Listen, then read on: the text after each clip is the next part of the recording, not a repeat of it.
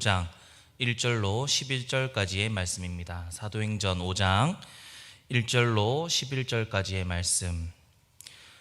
말씀을 찾으시는 동안 광고 하나 하도록 하겠습니다. 이번 주 토요일 2시에는 임직식이 있습니다. 성도님들의 많은 기도와 축하와 참석을 부탁드리고 손님분들을 위해서 차를 두고 와주시면 감사하겠습니다. 오늘 말씀 사도행전 5장 1절로 11절까지의 말씀 함께 읽도록 하겠습니다. 아나니아라 하는 사람이 그의 아내 삽비라와 더불어 소유를 팔아 그 값에서 얼마를 감추매 그 아내도 알더라.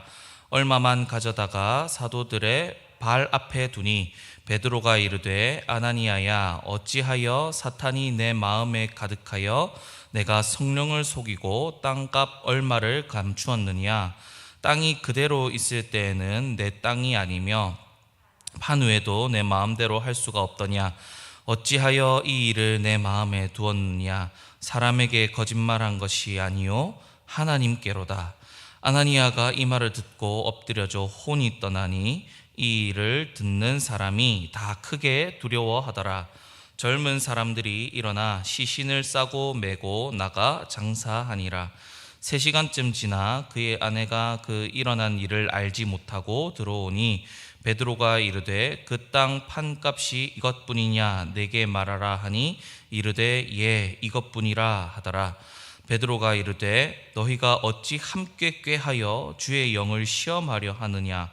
보라 내 남편을 장사하고 오는 사람들의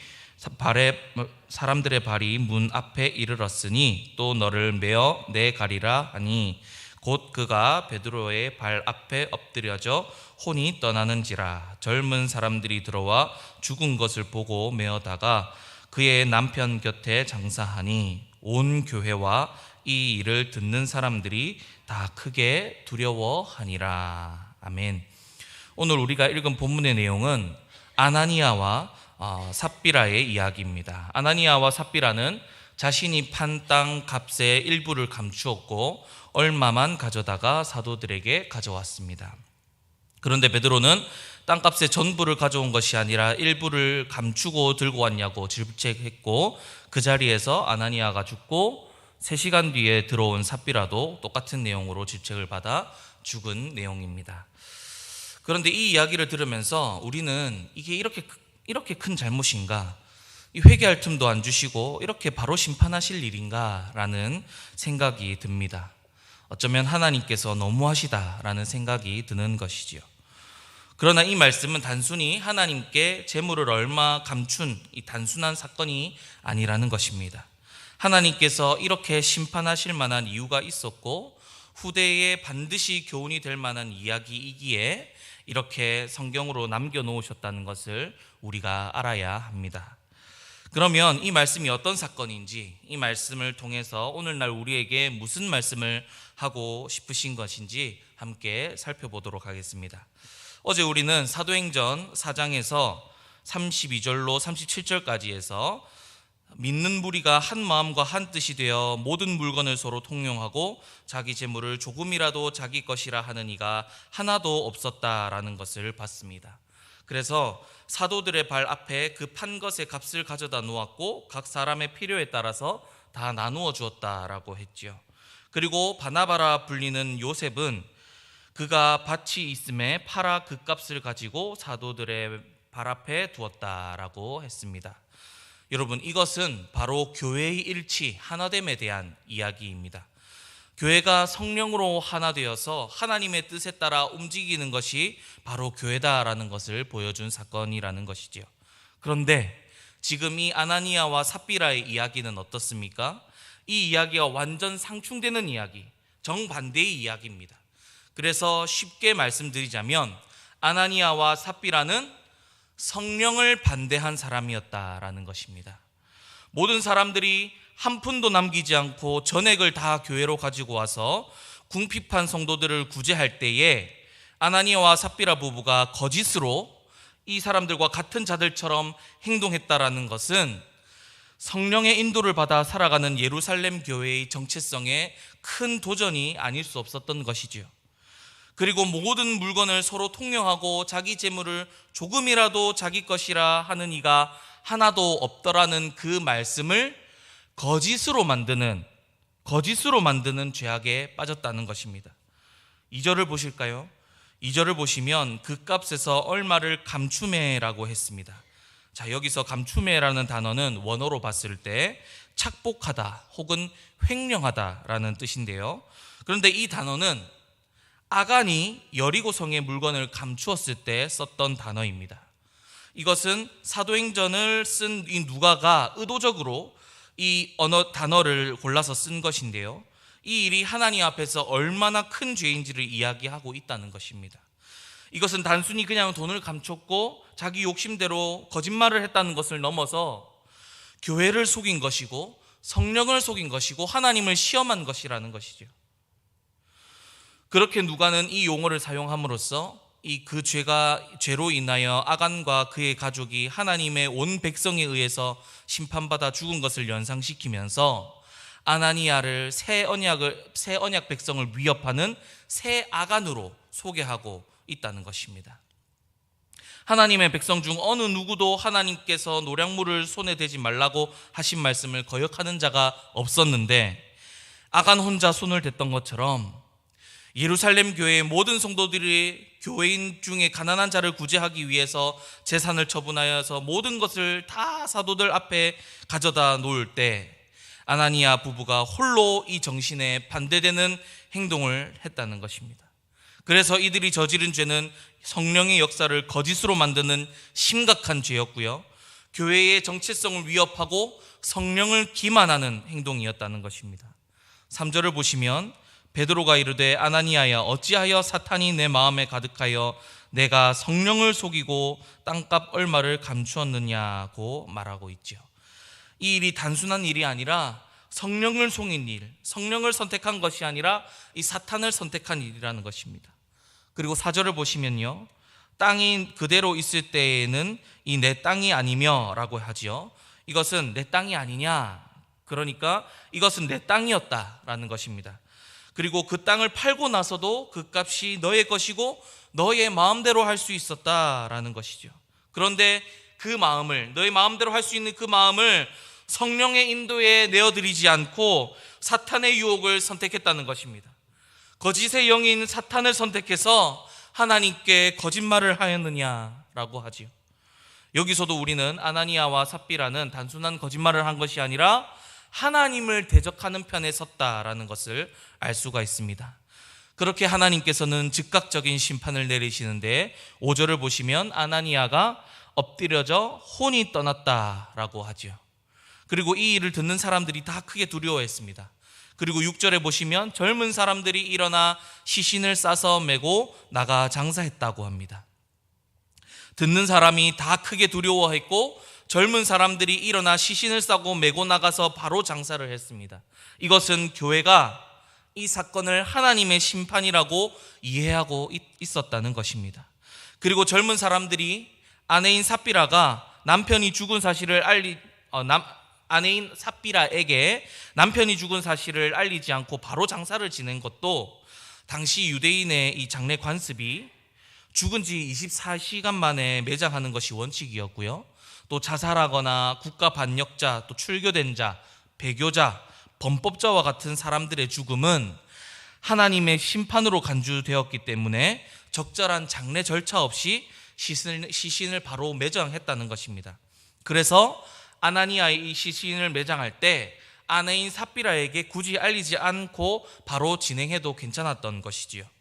그렇게 이 사실을 알 리 없는 이 삽비라가 7절의 내용처럼 3시간 뒤에 도착을 합니다.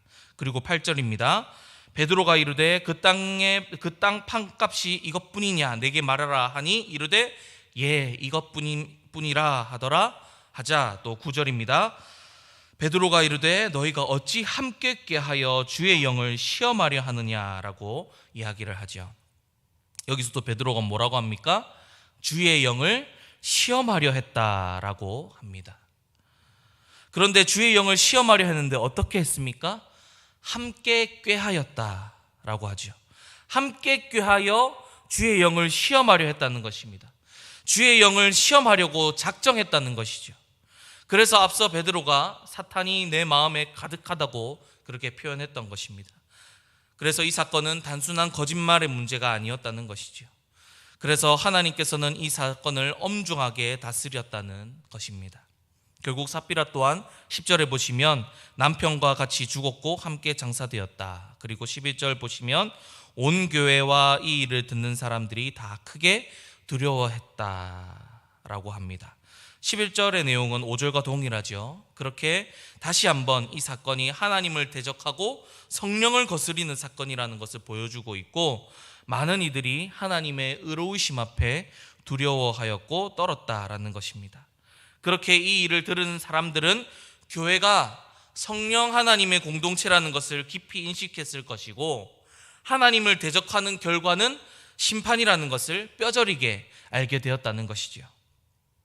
여러분, 오늘 이 말씀을 통해서 하나님께서는 우리에게 무엇을 말씀하고 싶으신 것일까요?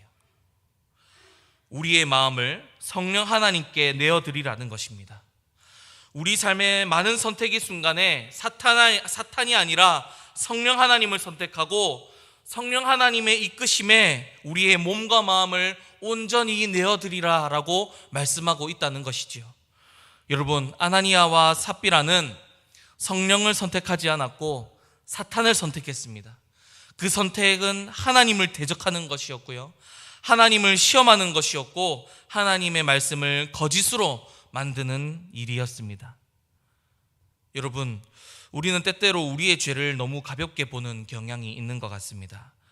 하나님이 사랑과 은혜가 풍성하신 하나님이시라는 점에서 죄를 지어도 회개하면 되지 뭐 하면서 가볍게 여길 때가 많이 있습니다. 그러나 우리의 죄를 그렇게 생각하면 안 됩니다.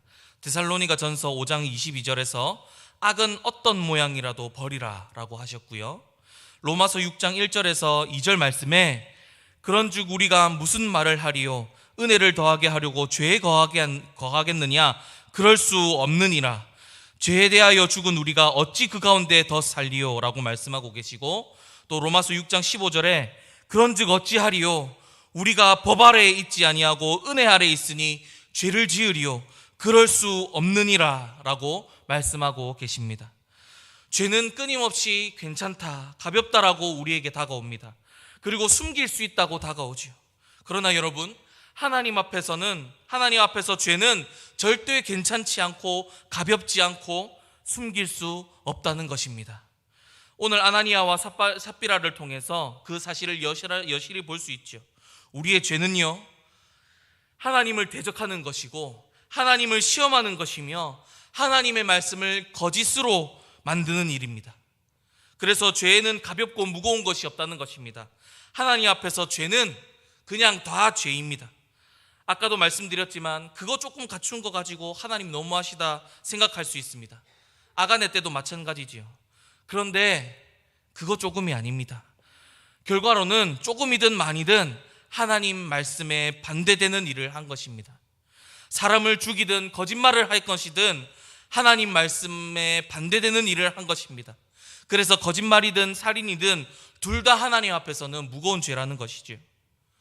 여러분, 혹시 우리가 하나님 믿으면서 이 정도는 괜찮겠지, 에이 사람 죽이는 것도 아닌데 뭐 하는 것이 있다면 버리시기를 축복합니다.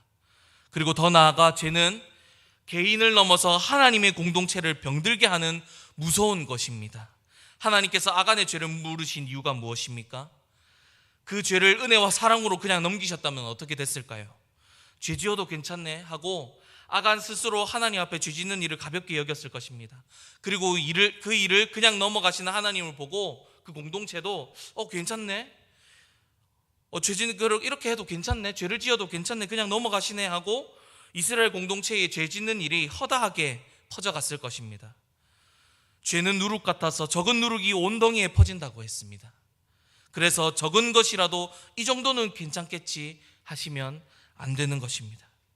여러분, 하나님은 과거나 지금이나 앞으로도 여전히 죄를 싫어하시는 하나님이십니다. 또한 하나님께서는 그의 소유된 백성이 사랑과 은혜와 용서를 핑계 삼아서 그 뒤에 숨어서 죄를 지으려고 할 때 분노하시는 분이십니다. 하나님께서는 하나님의 공동체, 이 교회의 순결성을 지키기 위해서 죄를 지은 그들을 그대로 두실 수 없으셨던 것이죠. 그래서 여러분, 우리는 하나님을 두려워하는 마음을 가져야 합니다. 의로우시며 죄를 심판하시는 하나님을 우리가 마음에 새겨야 합니다. 신학자 존 칼빈은 이렇게 이야기했습니다. 하나님의 지나친 엄격하심을 기뻐하지 않는 자들은 교만한 자들이다. 오히려 우리는 언젠가 어떻게 그날에 하나님의 심판의 보좌 앞에 서야 할지를 날마다 생각해야 한다. 우리가 하나님을 속이려고 하고 우리의 잘못된 행위에 대해 형벌을 피하려고 한다면 우리는 하나님의 신성하신 권능과 위엄을 경멸하고 있는 것이다. 그러니 여러분, 우리가 죄는 어떤 모양이라도 버리며 어떻게든 우리 안에 내주하시는 성령 하나님의 이끄심을 따르도록 힘씁시다. 사탄에 사로잡히는 것이 아니라, 육체의 소욕에 우리를 내어주는 것이 아니라 성령 하나님께 사로잡혀 성령의 열매를 맺는 우리가 되시기를 주님의 이름으로 축복합니다. 할렐루야. 기도하겠습니다. 공의로우시며 죄를 미워하시는 하나님 아버지,